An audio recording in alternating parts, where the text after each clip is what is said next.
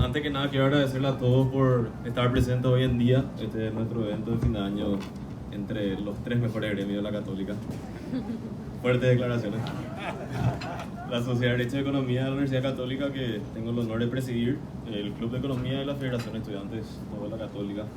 Y nada, tuvimos esta idea porque pasamos un par de años extraordinarios, es diciendo poco, y nosotros como futuros profesionales estudiantes en realidad tenemos que hacer mucha retrospectiva y ver qué fenómenos afectaron y cómo van cambiando nuestras áreas, nuestras industrias, porque bueno, lo empírico siempre tiene mucho más peso que lo teórico, y quién mejor que hablarnos de esto que los referentes de cada una de las áreas, ¿verdad? Les agradezco una vez más a todos por venir. Quiero agradecerle personalmente a cada uno de los oradores porque todos tienen la cintura y el currículum para estar acá por mérito propio, y es un honor en realidad tenerles a ustedes 4 acá sentados, ¿verdad? Este evento se llama Economía y Derecho, Retrospectiva COVID, Perspectivas 2022, porque vamos a estar hablando de cuál fue el impacto inicial y cómo cada industria, cada aspecto tuvo que adaptarse, y bueno, cómo encararon la pandemia al comienzo, cómo durante la pandemia fueron evolucionando y cómo fueron adaptándose, y dónde dieron éxito, dónde fracasaron, y también hablar sobre bueno, cómo estamos ahora y cómo vamos a vivir el año que viene. Y bueno, vamos a ir hablando por los excelentes oradores que vamos a tener, comenzando por Bruno Felipe, que es el presidente de la CEPI, la Asociación Paraguaya de Emprendedores, director ejecutivo de la UCOM, cofundador de COA, Sistema B, LOFIS y la Red de Inversión Ángel de Paraguay, es fellow de Ashoka, que es una red de emprendedores sociales, y el Centro de Desarrollo y Democracia de Stanford University, que fue en el 2015. El abogado Diego Zavala, que es abogado por la Universidad Católica, es máster en Yale, especializado en Derecho Corporativo, Bancario, Financiero, Tributario, Civil y Comercial. Es miembro fundador del Instituto Paraguayo de Derecho y Economía del IPDE y actualmente es socio en Mercena Abogados. Y José Cantero, por Economía, presidente del Banco Central de Paraguay, máster en Finanzas Internacionales en la Universidad de Illinois, máster en Política y Economía de la Universidad de Illinois también, y licenciado en Economía por la Universidad de Kansas, licenciado también en Ciencias Políticas en la Universidad de Kansas. Y bueno, acá va a ser el maestro de ceremonia, el doctor Jan Esperanza, que la mueve en plaza pública y va a estar ahí clavándole los costados a cada uno de los oradores con sus preguntas incisivas. Y bueno, él es máster en Administración por la UCA, tiene posgrado en Marketing en Estados Unidos y en Japón, en Comercio Internacional en Brasil, Gerencia Social en Estados Unidos y Desarrollo Sostenible en Costa Rica. Tiene una amplia trayectoria profesional como director de la Fundación Moisés Bertoni, es presidente del Club Ejecutivo del Paraguay y miembro del Consejo Directivo de reconocidas organizaciones en el ámbito educativo, y es emprendedor social y referente en desarrollar el programa Junior Achievement en Paraguay.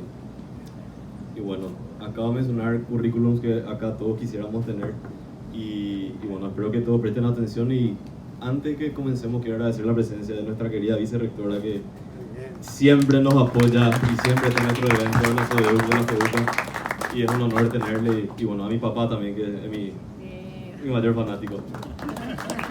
Y bueno, y no vinieron a escucharme a mí, así que ya me callo y ya le doy la palabra a los que saben. Bueno, gracias, espectacular, felicidades por esta iniciativa, buenísimo, para mí un gusto estar acá, 3 amigos. Tere no solamente está siempre presente, Tere es mi compañera también, fuimos compañeros justamente en Dende, fuimos en el MAE, en muchos lugares, así que gran admiración. Y por supuesto Fran, amigo también de tanto tiempo, ¿verdad? Y todos ustedes. Bueno, arranquemos ya directamente contigo, José. Un poco el tema es ver la retrospectiva, lo que pasamos, digamos, y también las perspectivas hacia adelante. Hoy pareciera ser que estamos un poco más tranquilos, la historia no terminó, pero cuando volvemos atrás, volvemos a 2020, José, yo recuerdo que una de las cosas que se mencionaban era, pareciera ser que la parte sanitaria en ese momento arrancó más decidido y arrancó más fuerte que la parte económica. Y recuerdo que una gran discusión que teníamos era la economía nuestra, que en general era algo muy bien manejada. Estábamos hablando del Banco Central, del Ministerio de Hacienda, que son instituciones que por lo general son bastante sólidas, como que parecía que iba mucho más lento de lo que se precisaba en ese momento. Y recuerdo incluso algunas conversaciones que se tenían contigo, José, y con el equipo tuyo, digo el equipo tuyo, los miembros del directorio del Banco Central, presentaban como que hay que ir tranquilo, esto tiene que ser gradual, no podemos quemar toda la ficha porque no sabemos por dónde va a ir esto. Y la otra versión era, no, ahora no hay que quemar toda la ficha, ¿qué vamos a esperar? Si estábamos metidos en una especie de tragedia en ese momento, Bruno se pasaba gritando por todos lados que realmente la situación era catastrófica y que había que hacer algo.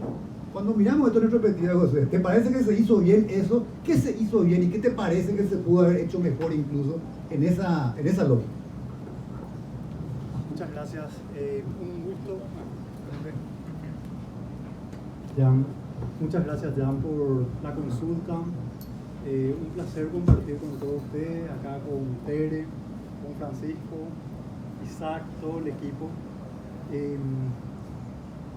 Haciendo un poco de anécdota, cuando esto ocurrió, casualmente yo estaba en el Palacio de los López, en una reunión que se tenía que definir este tema. Y recuerdo que en esa decisión en esa reunión se tomó la decisión de cerrar la reunión. Fue una decisión bastante fuerte donde mi participación fue más bien presencial ahí. La toma de decisión la tomó el presidente y fue algo realmente inesperado, audaz, muy vehemente.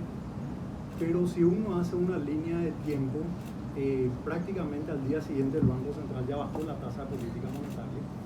Y el Banco Central tiene la característica, a diferencia de otros países que adoptan meta de inflación, que nuestras reuniones son mensuales. Hay países donde las reuniones son cada 2 meses y cada 45 días. Y además de estas reuniones periódicas mensuales, el Banco Central realizó reuniones de directorio, porque en las reuniones de comité de política monetaria se toman estas definiciones. Hicimos reuniones extraordinarias. Entonces, en menos de 2 meses, la tasa de política monetaria de 4 se fue a 0,75. Fue la reducción más grande. Si usted, el 2019 también fue un año de choque. Creo que la tasa estaba en 4,75 y se fue a 4. Y de 4 se fue a 0,75. Fue la reducción de tasa de interés más grande de la región. ¿Cuánto tiempo fue eso? Prácticamente 3 meses. Y fue la reducción más rápida también, porque nos encontrábamos ante una incertidumbre. Pero al momento de ocurrir esto, Paraguay tenía la misma tasa de interés de Brasil y también de Colombia, en torno a 4. El Banco Central de Brasil no pudo bajar toda la tasa de interés, bajó a 2,5, algo así, y lo mismo Colombia. Hubieron otros países, como el caso de Argentina, que sus tasas eran de 30 y tanto y no pudieron reducir la tasa de interés. Pero el punto es que muy pocos países fueron capaces de reducir la tasa de interés. ¿A qué se debe eso? Se debe a que nuestro país tiene salud macroeconómica, y al tener salud macroeconómica, ni la política monetaria ni la política fiscal están maniatadas, ni estuvieron maniatadas. En el caso, por ejemplo, de Brasil, cuando ocurrió esto, hubo una salida de capitales. Entonces, y la salida de capitales generalmente ocurre porque ante este gran choque los capitales buscan refugio en mercados más seguros. El caso de Paraguay es un país bastante estable, con mucha confianza, y eso permitió que podamos bajar la tasa de interés sin que exista salida de capitales, sin que se deprecie la moneda y sin que genere choques aún más fuertes al choque que estábamos experimentando. Y se complementó estas medidas con un conjunto de decisiones que naturalmente uno tiene que ir midiendo bien lo que está ocurriendo, pero sí había un compromiso y una determinación de acompañar toda la política fiscal. De hecho, fuimos partícipes para la emisión de títulos y el proyecto de ley de emergencia también se había aprobado en forma demasiado rápida. Eso permitió que el Banco Central dé un préstamo puente de $1 billón al Tesoro. Y una vez que recibimos ese financiamiento internacional, eso se canceló. O sea, nuestra línea de acción fueron varias. La reducción del encaje legal la hicimos en una primera instancia a un nivel pero finalmente pusimos a disposición el 50% del encaje legal. El encaje legal es parte de los depósitos que los bancos mantienen en el banco. Pusimos a disposición los instrumentos de regulación monetaria y también pusimos a disposición líneas de financiamiento contra compra de cartera. El entendimiento nuestro era muy claro. El sistema bancario presentaba ratios de liquidez de 40% y se confirmó lo que habíamos dicho. Pusimos todo esto a disposición y prácticamente se usó un 25 a 30% de todo lo que pusimos a disposición en términos de liquidez. Entonces, si uno hace una línea de tiempo, y de hecho hay presentaciones y hay algunos materiales que recogen qué tan rápido el Banco Central reaccionó, creo que fue muy rápido, fue muy vehemente, muy significativo y a la vez con una coordinación muy fuerte en lo monetario y en lo fiscal. Y también hay otros países que no pudieron hacer políticas fiscales porque no tenían espacio. Entonces Paraguay es un país, esto pasa por ejemplo cuando uno tiene una enfermedad, ya está en la cama, y algunos países estaban ya tenían esa posición, estaban postrados. No era el caso de Paraguay. Paraguay es como una pequeña pyme formal que tiene acceso a los créditos, que tiene salud macroeconómica y que tuvo capacidad de reacción muy rápida, muy coordinada y muy fuerte. Hasta ahora yo creo que persiste esa situación de que el Banco Central, ¿por qué el Banco Central no salió a tirar dinero en un helicóptero? Porque eso fue lo que se pidió que se utilicen las reservas, se pidió que se utilice el Fondo de Garantía de Depósitos para hacer frente a ello. Si hubiese estado otro directorio y si se hubiese activado en esa línea, creo que hoy no íbamos a estar acá sentados. Y lo más importante, que si hoy uno ve todos los indicadores de salud de nuestra economía, todos son muy buenos. Estamos pasando este choque muy grande, comenzamos con una salud macroeconómica, hoy tenemos el mismo nivel de reservas internacionales de lo que teníamos anteriormente, tenemos superávit en la cuenta corriente de la balanza de pagos, sistema bancario solvente, o sea, todas las condiciones, y hay un compromiso muy fuerte de volver a la estabilidad fiscal, converger con la regla fiscal. Entonces yo creo que hay una conducción que está en línea con nuestro pasado reciente. Entonces, estas medidas rápidas que vos estás mencionando tenían el objetivo de generar suficiente liquidez en el sistema financiero para que no se corte eso. Eso vos decís que ocurrió y que efectivamente se utilizó ese espacio que se generó. Sí. Eso es lo que estás diciendo. Pero Bruno, en esa línea, digamos, te escuchamos mucho como a CEPI en su momento el año pasado diciendo todo bien, pero no fluye finalmente el crédito. Sí. ¿Es así realmente? ¿Qué tenés para decir esto?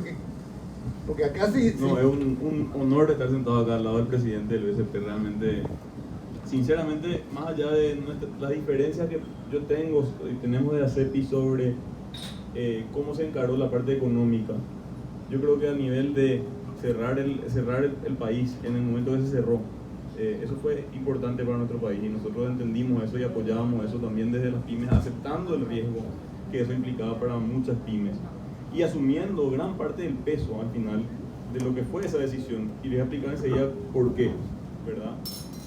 Y en segundo lugar, yo creo que definitivamente se lograron los objetivos que el BCP estableció, ¿verdad? O sea, hoy incluso, ¿en qué sentido digo eso?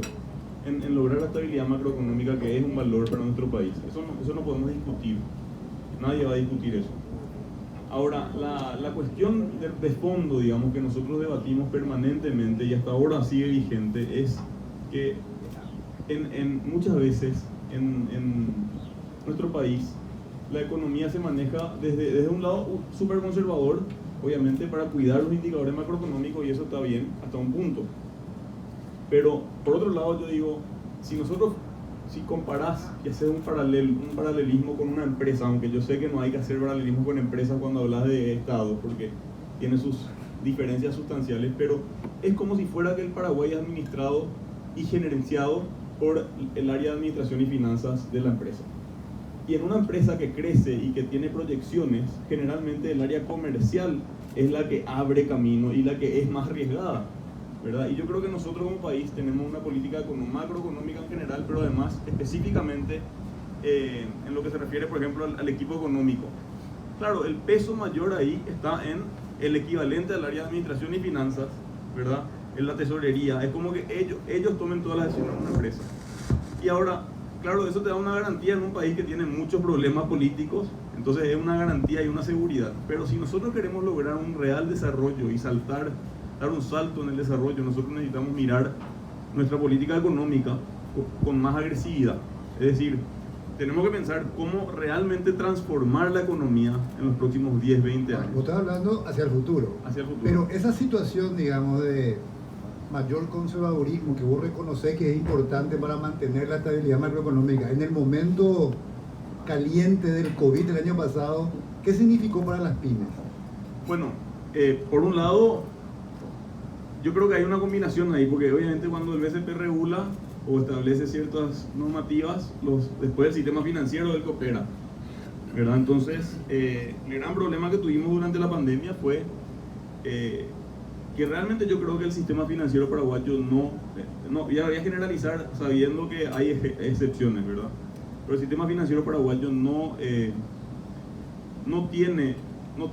cumple su rol social en la sociedad. O sea, una empresa o un sistema financiero, una industria como la industria financiera, no solamente tiene que maximizar sus ganancias. O sea, eso es por una cuestión hasta de conveniencia propia.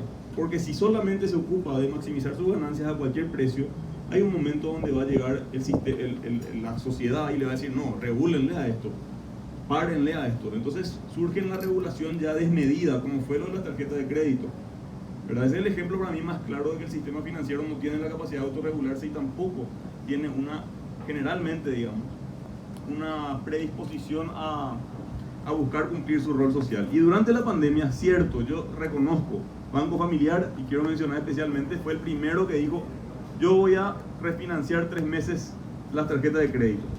Eso fue algo que se logró a través de, bueno, el ejemplo del Banco Familiar abrió el camino a que otros bancos también se animen y hagan eso. Lo del encaje permitió eso en parte, me parece, ¿verdad? Porque si no, no iban a tener la posibilidad de hacer ese tipo de medidas que fueron fundamentales para lo que es el individuo, ¿verdad? Para lo que es el individuo, el que tiene su tarjeta, todos nosotros nos beneficiamos con eso, ¿verdad? Y eso yo creo que fue algo súper bueno. Ahora, para lo que es pymes, como no somos Definimos el tema pymes y qué significa para Paraguay pymes. Bueno, en términos del impacto, empleo. Bueno, sí, rápidamente pymes, hablamos mucho ya de esto con algunos, pero simplemente lo principal, ¿verdad? Hay cerca de 800.000 MIPYMES en Paraguay, de las cuales 600.000 son microempresas, generalmente informales, o sea, sin RUC, que están operando, digamos, en la informalidad. Ahí habría que segmentar eso y dividir las microempresas en las que son las que pueden realmente crecer y transformarse en pequeñas y en las que son de subsistencia, porque habría que tomar políticas distintas para ambas, ¿verdad? Pero después tenés 260.000 MIPYMES que tienen RUC y que son relativamente formales, porque obviamente el 100% de formalidad se logra recién cuando está en IPS, Ministerio de Trabajo, etc. Esas cosas todavía faltan, pero hay 260.000 MIPYMES que tienen RUC. 7 de cada 10 empleos de la población económicamente activa hasta el día de hoy vienen de las pymes, que son principalmente del sector terciario, ¿verdad? Comercio y servicios. Claro, comercio y servicios fue lo más golpeado durante la pandemia, entonces por supuesto las pymes fueron las más golpeadas. Y decía nomás lo del sistema financiero porque, claro, existían los mecanismos que estableció el BCP. De hecho, hablamos con el presidente en su momento, hablamos también con la presidenta de la AFD, ¿verdad? Ellos estaban poniendo a disposición este tipo de herramientas, pero el sistema financiero no estaba usando. Nuestra exigencia de CEPI era, bueno, porque el ministro Hacienda en ese momento benigno salió a anunciar que iban a haber préstamos para las pymes. Anunció unos números que al final no se terminaron de cumplir, pero más o menos en esa dirección era la idea que tenía el equipo económico, ¿verdad? Entonces nuestra presión como CEPI era, bueno, que los bancos entreguen los créditos. Por lo menos eso era lo que nosotros pedíamos, créditos. Y quiero aclarar ahí que a diferencia del sector público, donde no hubo recorte de salario, donde no hubo una disminución en sus ingresos, en el sector privado, sobre todo en el sector de pymes, sí hubo recorte de salario, pérdida de empleo sustancial, pero enorme cantidad de personas que perdieron empleo. Ahora se recuperó y eso es algo buenísimo. Hay 330.000 puestos de trabajo que se recuperaron desde el último cuatrimestre del 2019, pero el sector privado y sobre todo las pymes absorbió la gran mayoría del peso de la pandemia, y de hecho FOGAPI fue una solución para 25.000, más o menos 25.000 empresas. FOGAPI, el Fondo de Garantía. Perdón, sí, el Fondo de Garantías, que fue súper importante, pero que nosotros decíamos, esto no es suficiente, deberíamos estar apuntando a llegar a 260.000 MIPYMES con RUC, a las que son formales. ¿Qué es lo que permitió el Fondo de Garantía específicamente? ¿Qué permitía? Permitió garantizar en formato casi de codeudor los créditos que muchas pymes necesitaban para poder hacer, que servían como un puente para pasar la mala racha económica que teníamos en ese momento, y bueno, en 12 meses empezar a pagar una cuota, pero mientras tanto te acomodabas y organizabas tus finanzas como empresa para no tener que cerrar definitivamente. Si mi pyme no pagaba, el banco podía recuperar eso del Fondo de Garantía, le daba mayor seguridad al sector financiero para darle un crédito a las pymes. Exactamente, y eso es lo que también a nosotros nos llamaba la atención, porque es casi contraintuitivo que un banco, decir, ¿por qué los bancos? Yo no entendía, ¿verdad? Al principio, ¿por qué un banco, si alguien va a firmar que dice, che, si no me paga esta pyme, yo voy a devolver, el Estado va a devolver la plata, ¿verdad? ¿Hasta qué porcentaje devolvía? En el caso de las micro, hasta el 70, 80 llegó a, creo. Entonces el riesgo era más o menos el 20% nomás para el sector financiero. Exactamente. Okay. Y ahí entonces, nosotros no entendíamos por qué pasaba esto. Y después después básicamente nos dimos cuenta que tenían miedo, son más conservadores, no es su negocio. Muchos bancos no hacen negocio con pymes en realidad, su negocio de consumo. La banca en Paraguay, la finanza, o sea, todo lo que es sector financiero en Paraguay es banca corporativa, banca de consumo, y casi nadie hace banca de pymes, ¿verdad? Están las excepciones, Visión, Familiar y algunos otros, ¿verdad? Interpisa. Entonces, los otros grandes jugadores, que son los que hacen la mayor parte de la torta, digamos, del sector financiero, nunca, ni siquiera se preocuparon por el segmento pymes. Entonces, claro, durante la pandemia era exigirle a, no sé, bancos como Continental, como Itaú, como el GNB, che, ustedes tienen que jugar el partido, tienen que estar acá ayudando a resolver el problema que tiene el país, porque ustedes son empresas y tienen una responsabilidad más allá de su lucro. Ya tienen los instrumentos, ya tienen la liquidez, eso le decían. Eso le decíamos. Tienen la garantía incluso, el riesgo es muy bajo, pero igual no ocurría. Así mismo, y bueno, la verdad es que, como digo, 25.000 micro, pequeñas y medianas empresas accedieron a los créditos garantizados de FOGAPI. De 260.000. De 260.000, entonces al final estamos hablando de una proporción muy pequeña comparada con otros países, porque en Perú, por ejemplo, son casi la mitad de las empresas formales recibieron créditos, ¿verdad? En Chile también había muchas alternativas mucho más avanzadas que en Paraguay. Ahora, obviamente, ahora que yo tengo un crédito FOGAPI en una de las empresas que casi se fundió, en una de mis empresas que casi se fundió, una pyme, ¿verdad? Que son los espacios de coworking office. Casi se fundió porque cerramos de un día para el otro, dejamos de tener ingresos y bueno, tuvimos que decidir si cerrábamos definitivamente o si agarrábamos un préstamo y reorganizábamos todo. Finalmente agarramos el préstamo de FOGAPI. Y ahora hace poco tuvimos que refinanciar de vuelta porque obviamente todavía no se recuperó totalmente el tema de oficinas corporativas. Y yo voy a terminar de pagar mi crédito FOGAPI en el octubre del 2025. O sea que la pandemia y la reactivación para las pymes se va a dar recién cuando vos termines de pagar el costo que tuvo para vos la pandemia, que es en el caso nuestro el crédito FOGAPI, ¿verdad? Recién ahí nosotros vamos a poder decir estamos reactivados totalmente, volvimos a la normalidad. Hasta entonces, una cuota todos los meses tenemos que pagar, que es una parte de lo que sería nuestra rentabilidad, ¿verdad? Entonces, claro, ese es el desafío ahora, ¿verdad? La recapitalización de las MIPYMES, y creo que ahí eso vamos a volver después seguramente. Es clave. Pero entendimos tu posición, entonces, a pesar de... Vos coincidís en que se hicieron las medidas, se tomaron las medidas que permitió esa mayor liquidez, pero algo, y vos le responsabilizás esa cuestión de función social del sector financiero que no tuvo presente. ¿Querés eso, verdad, güey? Función social.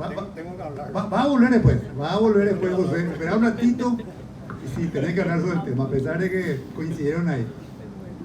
Se habló mucho menos, Diego. Se hablaba del tema sanitario, el tema económico, MIPYME, pero se habló mucho menos, yo escuché mucho menos, por ejemplo, ¿qué implicancia tenía el tema legal? Estamos hablando en un foro básicamente de derecho y economía, ¿verdad? ¿Cómo jugó eso en todo ese momento, particularmente el año pasado, en el 2020? Bueno, buenas noches a todos primeramente. A ver, toda crisis siempre trae acarreada oportunidades, ¿verdad? Buenas noches a todos. Respondiendo a la pregunta, toda crisis siempre trae oportunidades.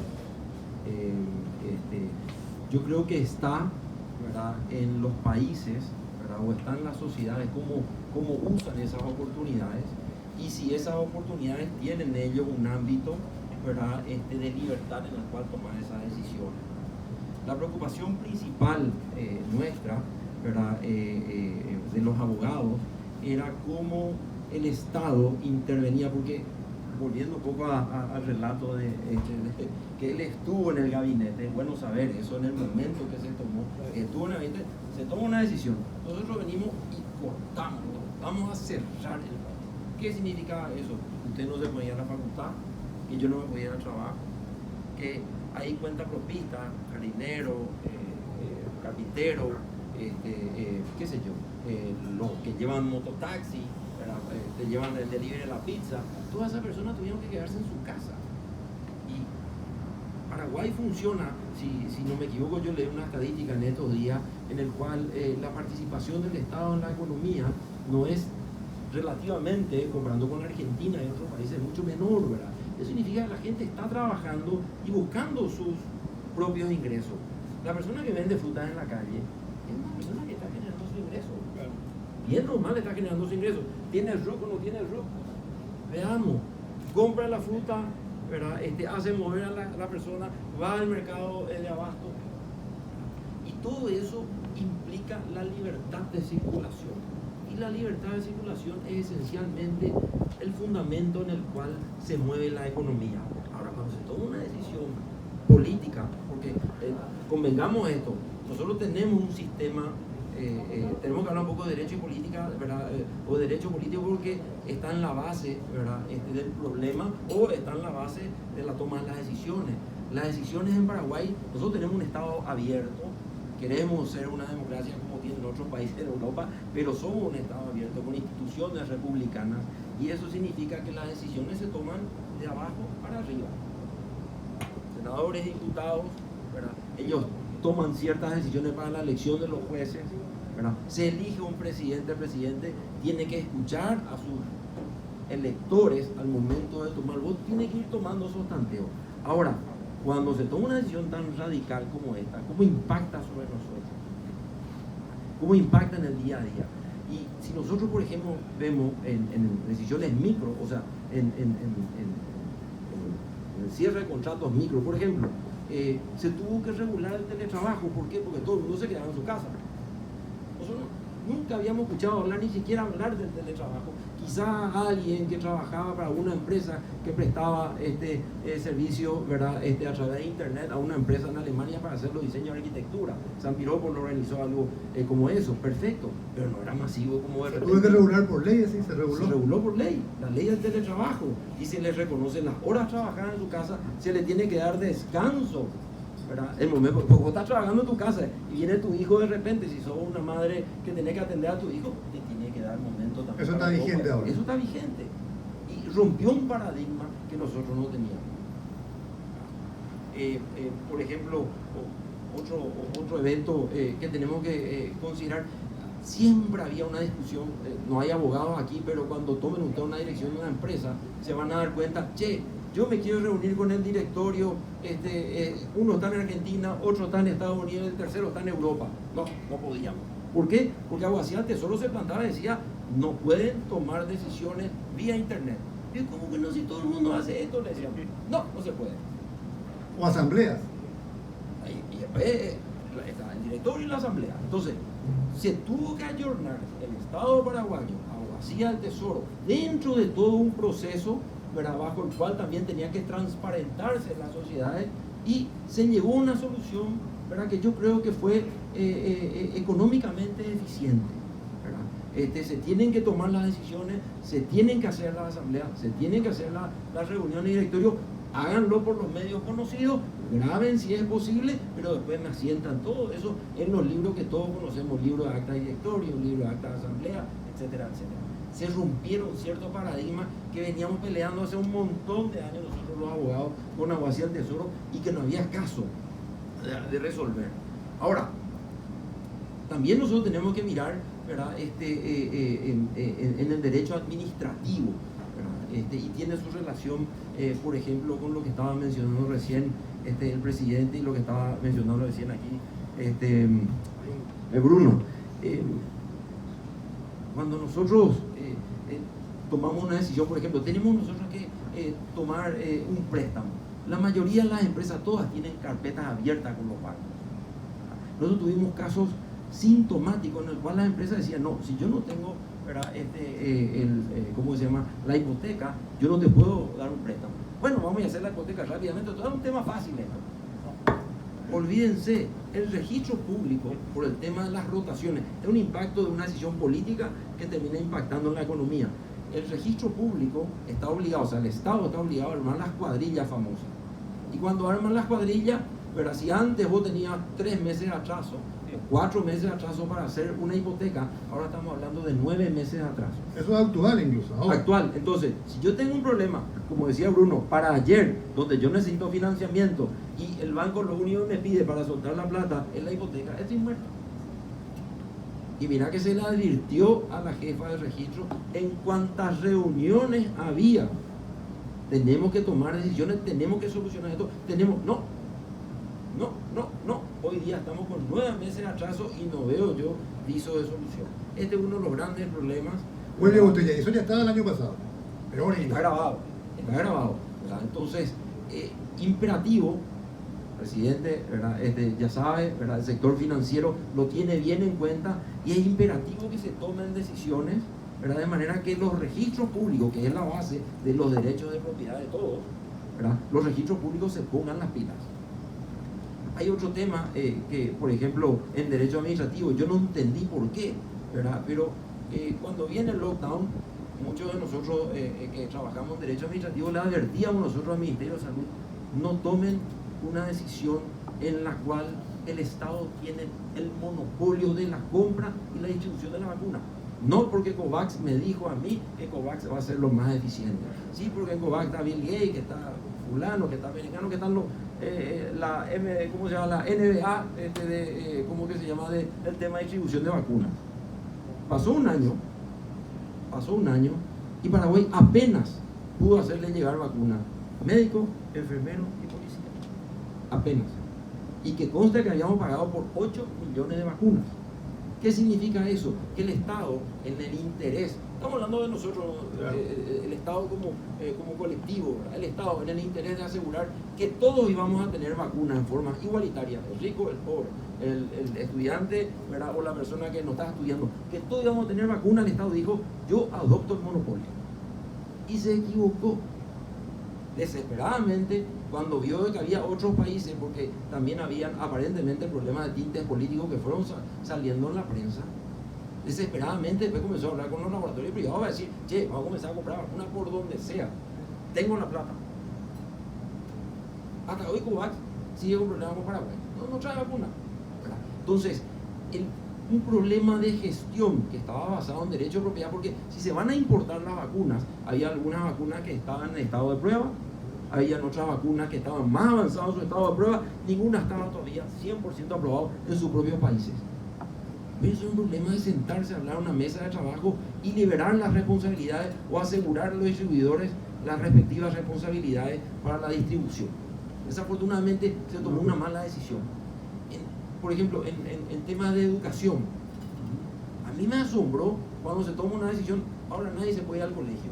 Yo tengo hijos todavía en edad escolar, se quedan en casa. ¿Por qué tener el pase hoy? No sé, papá. ¿Cómo no vas a saber? Bueno, hablaste con tu profesor. Sí, pero el profesor está hablando con la directora y no sabe todavía. ¿Y la directora qué dice? Le llamamos nosotros a la directora Maricha. No, todavía no tenemos instrucciones nosotros al ministerio. ¿Y qué vamos a hacer? Y cada uno lo que puede. Y con esta agravante, perdón, porque yo creo que tenemos que hablar con esta agravante, que las escuelas públicas, que tampoco tenían instrucción, no tenían internet. Algunas plataformas dijeron, usen gratis, después vamos a hablar cómo me van a pagar. usen gratis la plataforma Google, usen la plataforma Google Educación, no sé cómo se llama, usen, después vamos a hablar cómo se arregla. Pero la escuela pública no tenía internet, ¿verdad? Y nos estamos dando cuenta que, ¿verdad? Tenemos herramientas a las que podemos hacer uso, y que porque tenemos un Estado que está diseñado, ¿verdad? No, a ver, esta es una visión personal mía y pido que se la tome así, ¿verdad? A ver, nosotros tenemos, algunos habrán leído a Fukuyama. Fukuyama es excelente cuando hace el análisis del Estado desde el punto de vista de la movilización de los recursos electorales. Paraguay es un Estado clientelista en donde la mayor parte de los ciudadanos ven al Estado como: en este momento yo gané, esto es propiedad mía.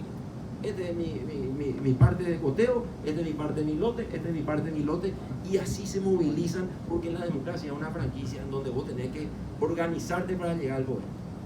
Pero interesante lo que planteas, Diego, porque vos lo que estás diciendo es que el Estado que tenemos, que no precisamente facilita las cosas, y no brinda precisamente servicios públicos de calidad, cuando fue puesto en un estrés crítico a partir de la pandemia, no supo reaccionar. En algunos casos, como abogacía, tal vez entendió un poco más rápido que tenía que adecuarse y permitir reuniones de directorio telemático y asamblea. En otros casos extremos, como el tema de registro público, no solamente no entendió, sino que empeoró y se fue hasta hoy 9 meses. En otro caso, como salud, tomó decisiones equivocadas. En otro caso, como educación, no supo entender tampoco la infraestructura. Tal vez Banco Central, y de vuelta volvemos, aquellas instituciones que tenían ya más solidez pueden reaccionar mejor y tomar mejores decisiones en momentos críticos. Y quiero poner este énfasis, ¿verdad? Y lo decíamos antes con José, antes de que llegue al directorio del Banco Central. El Banco Central es un microclima que hay que preservarlo, donde hay una institución que se llama la independencia del Banco Central. Cuando se habló de la Constitución, se hablaba que el Banco Central tenía que ser un apéndice más del Poder Ejecutivo. Y había otros que decían: no, la moneda tenemos que defender, porque al final, ¿verdad? Si tenemos una moneda que no sirve para nada, vamos a tener una economía que también va a estar flaqueando. Entonces, ese concepto legal que parece nimio para algunos, que parece que es la independencia del Banco Central, no, eso permite que haya un servicio, ¿verdad?, de funcionarios que hagan carrera dentro del Banco Central y que entiendan cómo funciona el Banco Central y esté blindado a las presiones políticas, ¿verdad? Y el presidente no va a poder decir lo que significa una presión política cuando vos te podés defender. Hacienda también es otro microclima donde se toman decisiones. ¿Quién de ustedes paga su impuesto hoy? Pagar impuestos para verlo más fácil. Cuando yo le digo a un argentino cómo es pagar impuestos para ver, se vuelve loco. No queda claro, por eso hay hay microclimas que funcionan. Que funcionan. Y esos microclimas tenemos que replicar en otros lugares. Pero tenemos el problema del Estado clientelista, ¿verdad?, del Estado versión patrimonio, donde todos los perros, ¿no? Okay. Y en ese es mi cuota de poder. Yo no vaya a entrar ahí. No, correcto. Vamos a ver eso, Dios. Me queda claro, pero queda claro tu punto. José, vos querías responder algo, pero claramente son las estrellas del microclima que funciona. El Banco Central, y hace rato creo que la sociedad paraguaya entiende que el Banco Central es independiente, que no se nombran directores ni presidentes con criterios políticos. Digo que estamos orgullosos ya en la sociedad paraguaya de haber obtenido eso. Ahí como que estamos todos de acuerdo, digamos, ¿verdad? Pero volviendo un poco al tema, vos ahí estabas haciendo así algunas expresiones, porque a pesar de eso y haberse tomado las medidas, parecía ser que, no sé si el punto es que no llegó a la mayoría de la población, a las pymes, o es nomás luego parte del proceso. Pero ese tema que decía algunos, ¿por qué en otros países sí? Eso no sé, esto creo que dijiste, Bruno, que en otros países se llegó a un 50 o más %.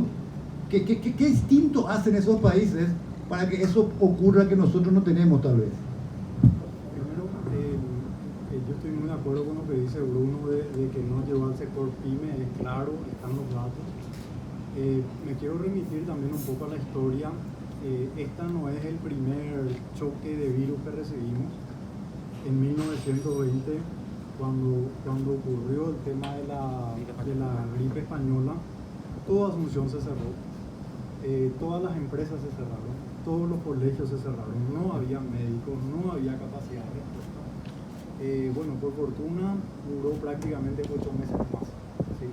Pero el impacto fue muy grande. Posterior a eso, en 1920 tuvimos una crisis bancaria, fue la segunda, pero provino de otras fuentes y quizás agravado ese tema. Yo creo que es importante, primero, una concepción clara. El sistema bancario, o sea, todo lo que ocurrió acá también ocurrió en otros países. Todos los países se cerraron, así como se cerró en Paraguay y así como nos cerramos en la historia. Pero hay una concepción muy clara del sistema bancario. Yo creo que tenemos que entender bien qué es el sistema bancario y en base a ese análisis ir sacando conclusiones. El sistema bancario siempre actúa procíclico. Cuando la economía crece, los créditos crecen. Cuando la economía cae, los créditos caen. Voy a explicar por qué. Y es sentido común. Cuando la economía crece, por dos motivos aumentan los préstamos. Primero, porque la gente quiere invertir más, ¿sí? Las empresas dicen: el precio de la soja está subiendo, va a seguir así, voy a invertir más, voy a comprar máquinas, voy a comprar camionetas, voy a ampliar mi casa. Y los bancos también en ese ánimo incrementan los créditos. Eso es riesgoso, ¿sí? Entonces el Banco Central, cuando existen estos periodos y cuando hay un boom crediticio y ese boom crediticio se va por encima de sus fundamentos, es riesgoso.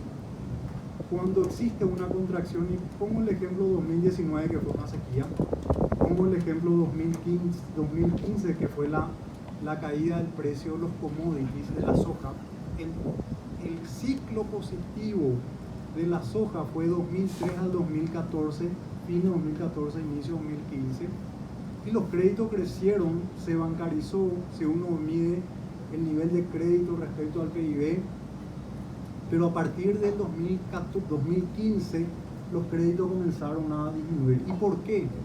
Por dos motivos. Primero, porque el sector bancario es conservador. Después voy a preguntarme por qué es conservador.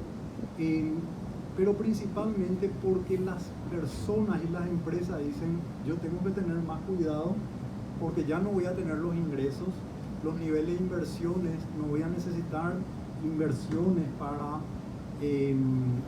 un escenario de vacas flacas. Entonces ambos toman las mismas decisiones. Pero en esta ocasión, que fue el choque más grande, ustedes pueden ver que los créditos llegaron a 18% en moneda nacional de crecimiento. ¿De qué año? 2020. Entonces en el 2020, por primera vez, a diferencia de todos los demás choques, los créditos crecieron. Y crecieron, obviamente, si la tasa de interés es 0%, 0,75%, la tasa de interés del Banco Central no es una tasa que nosotros prestamos, una tasa de referencia. La tasa activa de los bancos en promedio estaba en 16%, pasó a 10%. ¿Sí? Durante la pandemia, obviamente, ¿qué ocurre si tu tasa es más baja?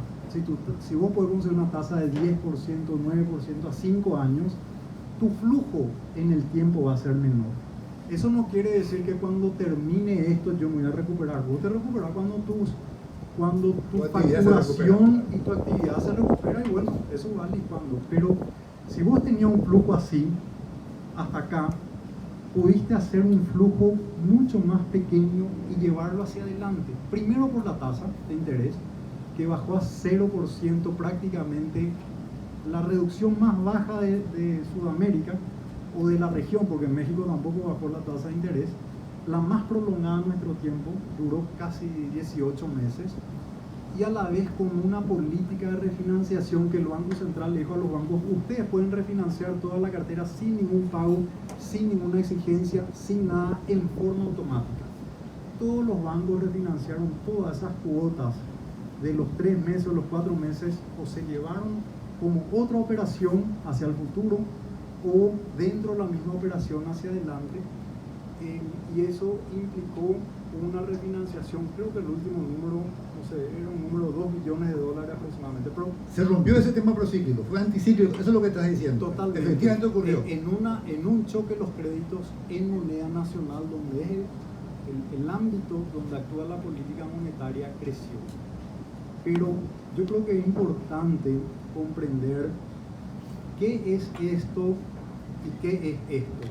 Ambos son bancos, ¿sí? Pero el hecho de que un banco haga préstamos corporativos es una tecnología distinta a una operación de microempresa o de consumo, uno requiere otro tipo de personal. Por ejemplo, tuve la experiencia de haber conocido una empresa que actuaba con microcrédito.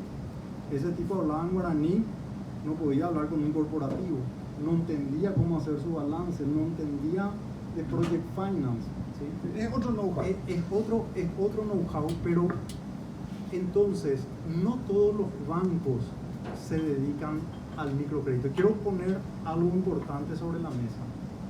Cada vez menos los bancos, muchos bancos salieron del sector microcrédito. ¿Y por qué ocurrió esto? Y voy a ser muy claro por qué los pocos bancos que estaban dando al microcrédito salieron. Y uno de los puntos fue porque hubo una concepción errónea de los bancos. Y dijeron, los bancos ganan mucho dinero, la tarjeta de crédito está corrompiendo, vamos a reducir, por ley, vamos a cambiar, y voy a decir por qué tiene que ver con los microcréditos. Vamos a establecer una tasa de interés para la tarjeta de crédito. Si es 40, 45, va a ser, no sé, 2 veces los depósitos de la tasa de moneda nacional. Hoy la tasa está en 13%, 2 o 3 veces creo que dice la ley. Pero al reducir la tasa de tarjeta de crédito, ¿qué pasó? La tasa máxima de la economía se calcula incluyendo la tasa de tarjeta de crédito. Entonces, si la tasa era 40% máxima, hoy está en 33%. ¿Y por qué bajó tan drásticamente en el 2015? Porque el cómputo de la tarjeta de crédito hizo que ese techo baje.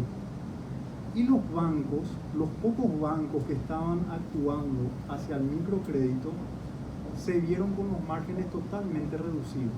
¿Por qué? Porque llevar un crédito a un distrito en el interior del país no solamente requiere una persona que vaya, sino que esa persona tiene que tomar todos los datos, se tiene que sentar, tiene que hacer su flujo de caja, tiene que hacer el análisis. Entonces, están concentrados en corporativo, muy pocos en MIPYME. Eso es lo que está diciendo básicamente el sector bancario. Pero no solamente, no, claro, porque implica una tecnología. Es lo mismo que me da cuánto se clarísimo. dedican Yo creo que a eso queda consumo. claro, eso queda claro. ¿Y quién se dedica entonces al crédito a ese 260.000, 800.000?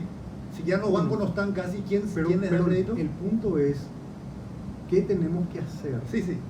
Para que las empresas, y le voy a dar también una respuesta, ¿verdad? ¿Qué se tiene que hacer para que las empresas se bancaricen? Porque si vos no estás bancarizado,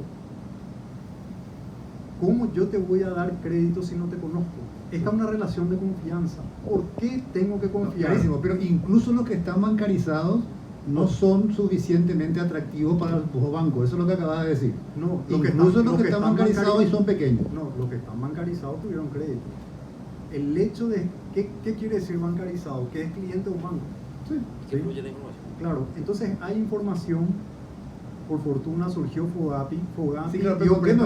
Porque diste por el ejemplo, sí, un oficial corporativo que no habla guaraní, que ese tipo de cosas, claro, versus el otro, este es más caro.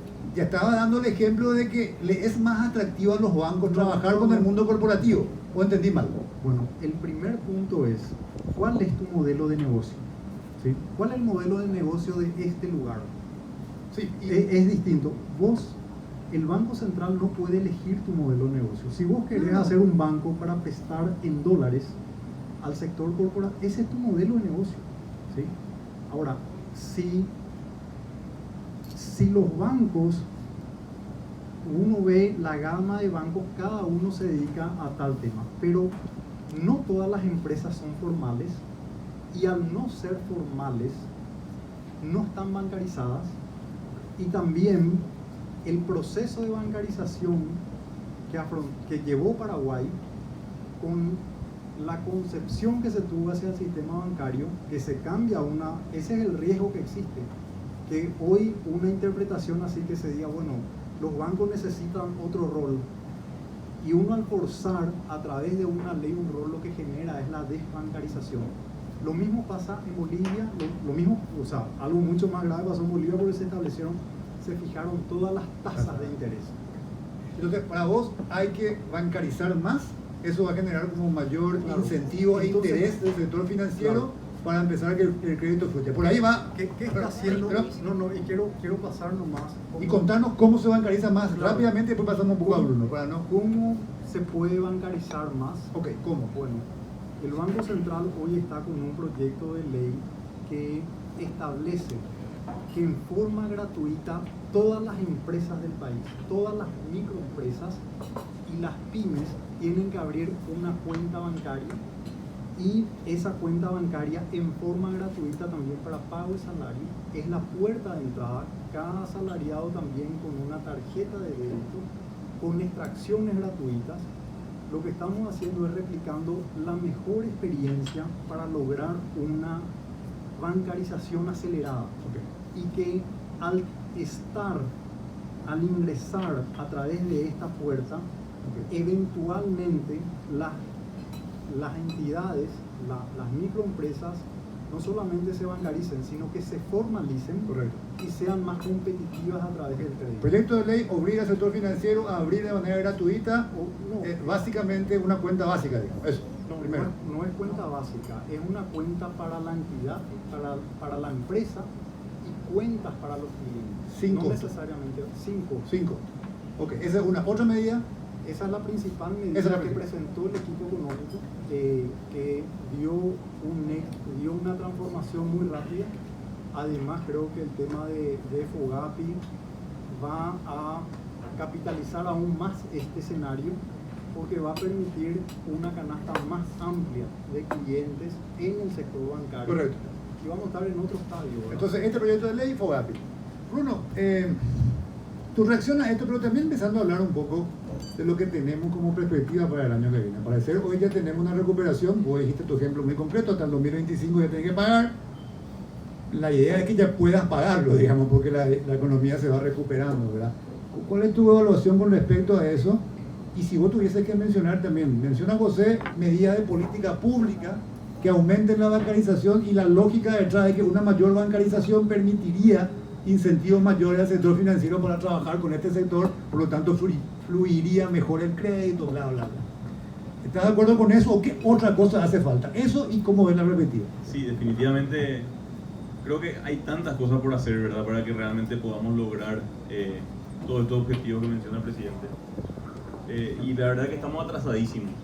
Si uno se pone a pensar nomás y a mirar los números y los datos concretos, es muy evidente que no le dimos prioridad a las pymes hasta, creo que en el 2012 inició el viceministerio de MIPYMES dentro del MIC.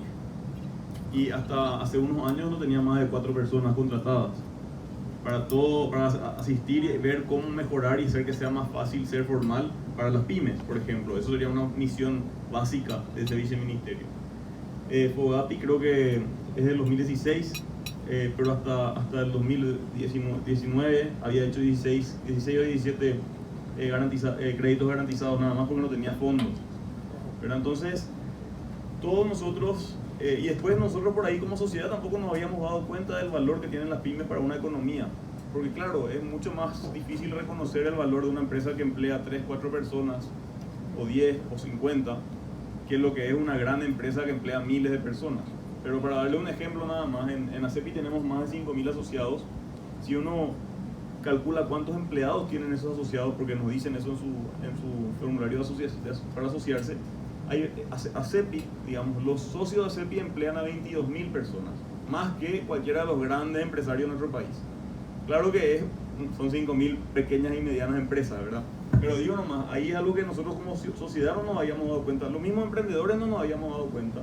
Y la sociedad no había reconocido todavía el valor de las pymes en nuestro país, porque había gente que ni sabía que era emprendedor o dueño de una pyme, más o menos, un concepto que no estaba arraigado en la mente de nuestra sociedad. Ahora, con la pandemia eso se visibilizó, ¿verdad? Y además se generó un sentido de comunidad alrededor de los emprendedores, que yo creo que es algo muy interesante, como una oportunidad de iniciar una transformación cultural, porque eso es lo que necesitamos en el fondo de nuestro país, ¿verdad? Una real revolución cultural, transformación cultural, que nos permita hacer todos los cambios que hacen falta y lograr... hay muchos cambios que hacen falta y eso requiere que mucha gente muy capaz se meta a todos los estamentos del Estado, no solamente a los temas políticos, Y a los cargos políticos también. Porque si no, al final todas las decisiones, bueno, el BCP y Hacienda no pueden hacer magia. Si un congresista decide cualquier cosa, no pueden solucionar ese tipo de barbaridades, ¿verdad? Como hace poco trataron de hacer algunos con distintos movimientos que hicieron en el presupuesto general de la Nación. Entonces, ese es el fondo de la cuestión, pero para ir al tema PYME, perdón que... No, pero genial, porque esta transformación tiene pasos. Hoy en día, ¿qué pasos concretos vos decís? Y bueno, un dato más que quiero tirar nomás. En la pandemia, 150.000 personas perdieron su empleo durante la pandemia y lograron reconvertirse a cuentapropistas o emprendedores para poder sobrevivir y pasar la pandemia. Sí. ¿Qué quiere decir eso? Como sociedad logramos tener mayor resiliencia económica, social, porque habían 150.000 personas con capacidades emprendedoras. Esas capacidades emprendedoras son fundamentales para una economía, ¿verdad? Entonces yo creo que el equipo económico nacional, uno de los desafíos enormes que tiene el equipo económico, y esto es algo que hay que trabajar en conjunto con los gremios, y que de hecho en algunas instancias hemos conversado y trabajado ya, tiene que enfocarse mucho más en cómo tener un sistema para generar incentivos para la formalización y simplificar los procesos de formalización con un diseño centrado en el usuario. Diseño centrado en el usuario es fundamental, ¿verdad? Porque vos puedes tener un montón de documentos que dicen, sí, hoy puedes abrir tu cuenta automáticamente, por ejemplo, que es algo que puede salir por la ley, pero eso es el inicio del proceso. Sale la ley, después hay que reglamentar, después hay que convencerle a todos que hagan bien, y después hay que hacer seguimiento para ver cuánta gente efectivamente usó esa herramienta. Eso es lo que falta en nuestro Estado, ¿verdad? Nuestro Estado no tiene una orientación a resultados generalmente, es más bien una inercia, yo veo en muchas instituciones públicas, que es lo que sucede. Okay. Entonces, resumiendo, ¿qué hay que hacer? O sea, por ejemplo, esta medida que mencionó José concretamente, ¿te parece una medida relevante? Fundamental, porque la verdad es que lo más crítico en este momento y para el 2022, además de la capacitación de los emprendedores, que es algo que hay que hacer permanentemente y no solamente basado en hice un webinar, hice una charla, sino que qué efecto y qué impacto tuvo eso en la vida de un emprendedor gracias a que se hizo un programa realmente enfocado a resultados y no solamente a desarrollar un curso. ¿Y ahí qué política pública está funcionando o no hay nada casi? Y en esa parte de formación. Ahí tenemos la oportunidad de aprovechar mejor SINAFOCAL y SNPP, que son instituciones que todo el empleo formal de Paraguay paga el presupuesto de esas instituciones. El 1% del aporte patronal va a SNPP. Claro, y a SINAFOCAL. 1.5. 1,5, sí. Okay. El resto va a CENEPA. Y nada, entonces ahí hay una oportunidad enorme, trabajar en hacer porque existe un presupuesto y existe cierta discrecionalidad en ese presupuesto, y eso se puede hacer mucho más para lograr que esas capacitaciones sean, no solamente firmaron el cuaderno y por eso les pago, sino que hubo un efecto. Y segundo, el tema de bancarización, formalización para acceder al crédito. Porque en Paraguay, o sea, en ningún lugar del mundo uno puede hacer una empresa que crezca rápido sin capital. Aunque vos hagas todo el esfuerzo del mundo, vos necesitas capital. El capital es un elemento que acelera tu crecimiento si vos lo sabes usar, ¿verdad? Entonces, si nosotros no logramos que todas estas pymes puedan, de alguna manera, entrar no todas, pero por lo menos las de alto potencial, porque hay dentro de las 260.000 y las 800 y algo mil, hay un grupo de empresas que si le damos un seguimiento especial como política pública, podemos ayudar incluso a mejorar la cantidad de empleo que hay en nuestro país, mejorar la productividad de nuestro país, porque hacemos más, ¿verdad? Y sobre todo ver que hay una madurez y una sofisticación empresarial en nuestro país que falta tanto, ¿verdad? Y eso hoy, ¿te parece? ¿Qué institución? José habló de un proyecto de ley que nace, no sé si el equipo económico, creo que José, eso que mencionaste, pero hablaste de una institución como un viceministerio del MIPYME muy debilitada. ¿Quién estaría pensando hoy, te parece, Bruno, este tipo de cosas? Vamos a mejorar SINAFOCAL, vamos a estructurar mejor formalización, incentivos, pensando en el usuario. ¿Quién está pensando más allá de un pensamiento de la CEPI, digamos, desde la perspectiva política pública? Y yo creo que hay distintos champions dentro del sector público, como José, como Carmen Marín, como el Ministerio de Hacienda, también hay gente en el Ministerio de Industria y Comercio. Hay gente que está buscando impulsar esto. Pero como Estado paraguayo no tenemos la visión de tener un ministerio, por ejemplo, de economía, ¿verdad? Digo, a ver, yo no quiero que se invente un nuevo ministerio porque tampoco creo que los ministerios sean la solución, ¿verdad? Pero ¿qué tiene de diferente para mí? Pues mi percepción de la gran diferencia entre un Ministerio de Hacienda y Economía es que el de Hacienda busca administrar las cuentas, Sí. y el de Economía busca cómo mejorar la productividad. Correcto. Entonces, eso es lo que necesitamos nosotros, ¿verdad? Ahora, el de Hacienda puede transformarse en uno más activo para tratar de ver cómo somos más productivos. En todo caso, vos sentís entonces de que hay champions que están de alguna manera empujando esto. Te sentís un poco confiado en eso, te sentís optimista, porque no tenemos esa estructura que estás mencionando. Entonces dependemos mucho de algunas personas que entiendan esto y empujen cosas. Sí, Eso es pero lo que estás además le diciendo. tenemos que dar recursos económicos y humanos a esa persona. Y hoy no están Hoy no hay teniendo. porque, claro, no hay suficiente presión en el Congreso para que ellos se preocupen por meterle más presupuesto a estas partes de la economía, Ok. en vez de Entonces, subir los salarios de los funcionarios públicos. perfecto. Diego, nosotros muchas veces, y acá te quiero preguntar, porque vos tocaste un tema de la debilidad de nuestro Estado en muchas cuestiones, muchas veces decimos que más que hablar de política económica hay que hablar de economía política, digamos. ¿Qué es lo que se puede hacer? ¿Qué no se puede hacer? Son un montón de cosas. Si vos tuviese que identificar algunas cuestiones centrales, viables políticamente, porque cuántas veces hablamos de las reformas, nos han prometido incluso en plena pandemia, reuniones importantes en el Banco Central, estuvo también José, Ahora esto fue en en su Toro. casa. Toro. Bueno, pero lo que te quiero decir que fue una promesa del Estado paraguayo, del gobierno paraguayo, de impulsar alguna reforma de alguna manera aprovechando las circunstancias. Eso no ocurrió, no creo que ocurra. ¿Qué es lo que podemos esperar entonces en este ambiente, en esta realidad política, Diego? ¿Dónde deberíamos apuntar como algunas cuestiones centrales que nos permitan sacar algo positivo de esto mirando hacia adelante? Yo creo que el presidente, o José, ¿verdad? Y Bruno mencionaron la palabra formalización, pero desde un punto de vista de sociedad, tiene una fuerte connotación, ¿verdad? Y yo le llamaría inclusión. Cuando una persona está fuera del sistema, es lo contrario. Cuando una persona está dentro del sistema, tenés el apoyo político, estás legitimando el sistema. Claro. Entonces, esas medidas que mencionó el presidente, las medidas que estaba mencionando recién Bruno, cuando vos le vas a encarizar a una persona, le estás incluyendo al sistema financiero, tenés información. Cuando vos vas a cerrar un contrato de financiamiento, podemos decir, el banco le va a dar dinero, Claro. fluye información. Al fluir la información y con las primeras operaciones que haga, el tipo comienza a pagar, se genera confianza. Claro. Es un capital social enorme. Y ahí no habría tanta resistencia política. Eso se podría hacer, hay que empujarnos. Jamás, ¿verdad? La O inclusión también financiera, te parece que sí. otro punto, mucha gente, y creo que Bruno recién habló o el presidente habló de la resiliencia en el campo. Nosotros nos dimos cuenta, pero la gente del campo ni se enteró lo que pasó acá en la ciudad, ni se enteró lo que pasó en los centros urbanos, y ellos estaban felices, le vinieron buenos precios, comenzaron a repuntar, ¿verdad? Pero se encontraban algunos con algunos problemas. ¿Y cuál es el principal problema? Otra vez es el tema de la tierra, pero no es el tema de la tierra que nosotros vemos, el acceso y la tendencia. No, dale derecho de propiedad. ¿Y no hay acaso? No se le está incluyendo a las personas del sistema porque no se le da título. Yo le digo una cosa, INDER. ¿por qué funciona inmobiliaria eléctrica? ¿Por qué funciona la loteadora?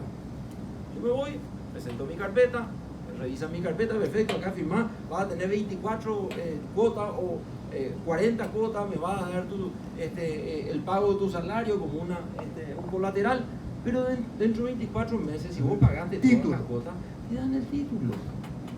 O sea, se está midiendo una sociedad, pero una empresa está midiendo por resultados. Y si no me da mi título inmobiliario del Este, al día siguiente tiene un titular así gigante donde dice inmobiliaria del Este no da título y se funde. Y le toma otro lugar otra le toma el lugar en la competencia. Pero está dando título a las personas. Después tenés, del otro lado tenés la gestión del Estado en materia de tierra. A Soledad, ¿verdad? Que Bruno sabe que la aprecio muchísimo y me gustaría verle alguna vez como candidata, no le digo, no va para chupar la media, Bruno, pero es así, ¿verdad? Mucho me hace sí, ¿verdad? La cantidad de trámites que tienen que hacer las personas para acceder a un título de tierra, para que después le construya, ¿verdad? Porque la última etapa viene a ser la construcción del terreno sobre el lote propio, ¿verdad? El MUC, o sea, anteriormente Senavita, son inmensas por cuestiones de, ¿cómo que se llama? Bueno, nosotros hacemos la oficina de tema de pro bono, le ayudamos a 2 asentamientos, 900 asentamientos alrededor de Asunción. Yo les juro, me tomé el trabajo de hacer paso por paso. gestionar las personas que iban, que Soledad me ayudó muchísimo, ¿verdad? Gestionar el lote, porque Cenavita no puede construir en tierra inundable, no puede construir en lote ajeno, tiene que construir en lote propio y otorgar el título. Entonces, vayan y compren el terreno. Nos fuimos, hicimos pollada, ¿verdad? Organizamos las comisiones vecinales, pollada, se compraba el terreno, perfecto.